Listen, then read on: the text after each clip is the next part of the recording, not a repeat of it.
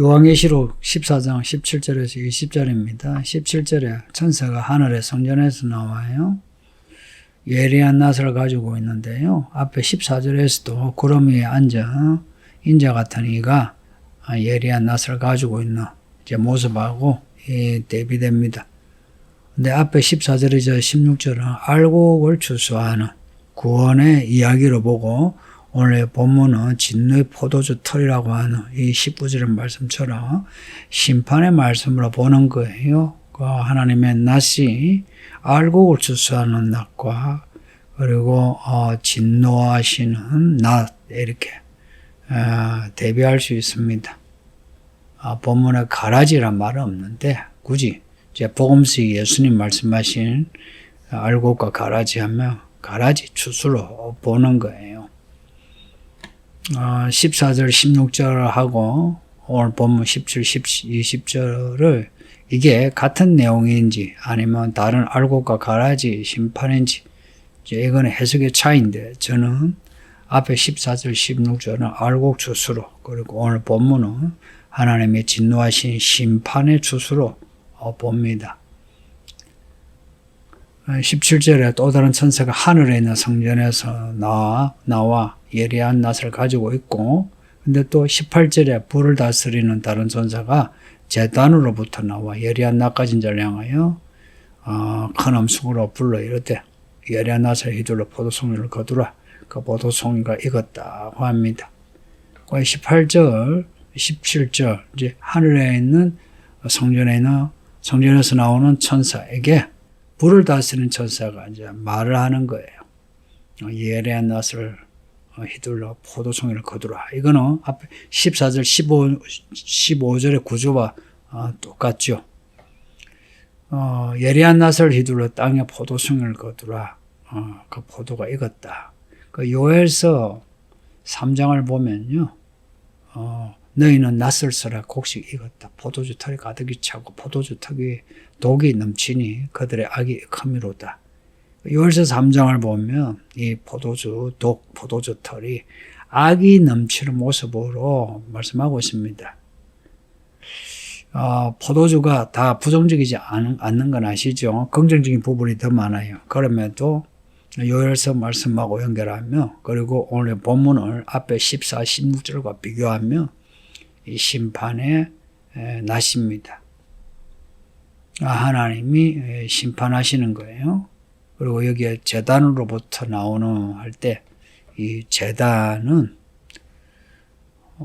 성경에 특히 요한계시록에서 희생제물의 피를 연상케 합니다. 앞에 6장에 제단 앞에 순교자들의 영혼이 있죠. 그 왜 제단 앞에 있냐? 그들이 믿음으로 말미암아 이렇게 피 흘려 죽은 사람이에요. 그래서 제단 앞에. 그래서 제단의 의미는 희생제물 그리고 이 제단은 하나님의 심판의 시작입니다. 그래서 뒤에 16장 7절 보면 제단이 말하기를 그러하다 하나님의 심판이 어렵고 참되다라고 나와요. 이 제단은 피 흘리는 그 희생제물 그리고 이에 대한 하나님의 어려운 심판을 보여주는 거예요. 반면에 이제 성전은 하나님의 보좌와 같습니다. 앞에 14만 4천에 대한 그 7장 15절 보면 그들이 하나님 보좌 앞에 있고 그의 성전에서 밤낮 하나님을 섬기며 그 보좌와 성전이 같이 나오면서 다르지 않은 거예요. 그리고 11장 19절에 성전이 열리고 성전 안에 하나님의 언약궤가 보이는데 큰 우박이 있고 16장 1절에는 성전에서 큰 음성이 나서 일곱 천사에게 말하되 진노의 대접을 부어라. 그 성전은 하나님의 보좌, 성전에서 나오는 음성, 하나님의 음성인 겁니다. 그리고 불을 다스리는 천사할 때 이 불은 불심판의 불로 봐야 되죠. 낫을 향한 천사에게 말하기를 예리한 낫을 휘둘러 포도송이를 거두라 합니다.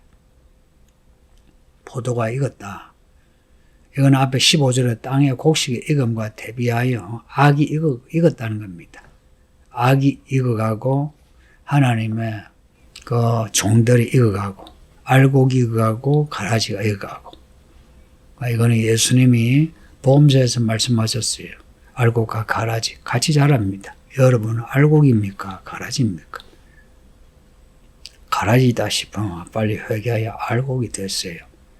가라지라 생각하고 가라지가 되어가면 죽어요. 20절에 성 밖에서 그 털이 밟히는데 털에서 피가 나 말굴레까지 닿았고 1600 스타디온에 퍼졌답니다. 말굴레까지. 이게 한 2m 잡고요. 그리고 1600 스타디온 하면 한 300km.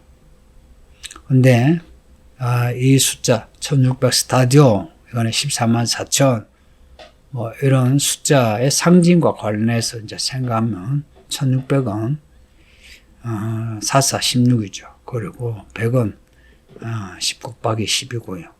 혹은 100 그대로 둬도 앞에 재단에 네 뿔을 잡은 천사, 결박된 천사. 이들이 풀리면서 온 사방에 전쟁을 일으키죠. 그래서 4는 이 온 세계가 16은 44인데 온 세계가 그리고 10 곱하기 10, 100 온 세계가 꽉 차게 피로 가득하다. 이거는 뒤에 16장의 7대접의 재앙이 얼마나 비참한지 온 세계가 피로 가득하다는 겁니다. 지금까지 그런 일이 있은 적이 없거든요. 그냥 부분적으로 세계대전도 부분적으로 피가 가득했지.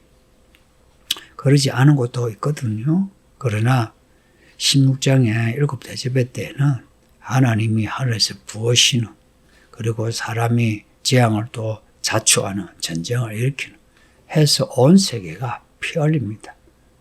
도망할 데가 없어요. 가끔 사람들이 피지스에 가면 되지 않은데 똑같아요. 거기도.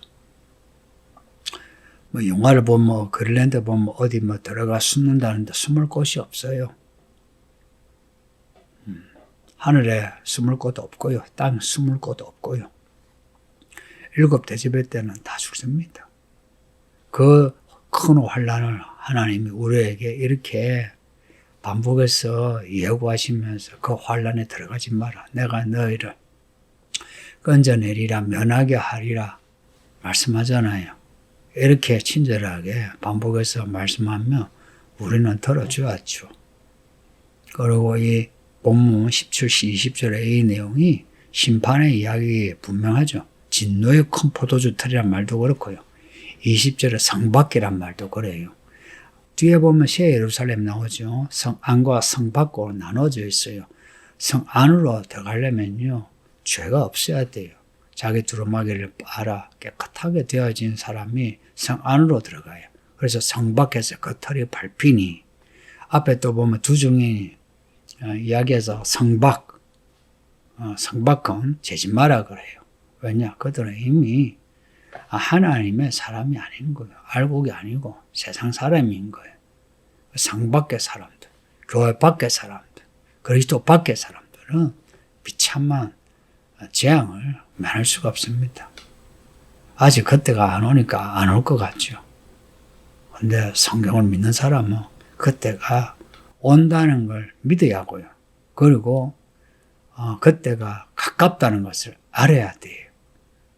우리가 지금 알곡인지 가라지인지, 그러니까 알곡인지 아니면 진노의 포도주 털에 밟히는 악인인지 생각하세요. 알곡과 가라지는 함께 익어가거든요. 비슷한 것 같지만 열매를 보고 안다고 하죠.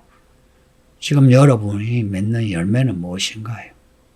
기도합니다. 아버지 하나님 감사합니다. 요한계시록을 또 읽고 있는데 이번에 잘 읽었네요. 하나님의 경륜을 알게 하시고 우리에게 경고하시는 음성 잘 듣고 깨어나 조심하게 하시고 회개하여 변화되게 하사 모두가 알곡이 되어 우리 예수님 오실 때 다 천국에 가게 해주세요. 또 살아서 알곡으로 익어가 사람들에게 수치당하지 않고 하나님의 이름을 높이는 하나님의 종들 되게 해주세요. 예수님 이름으로 기도합니다. 아멘.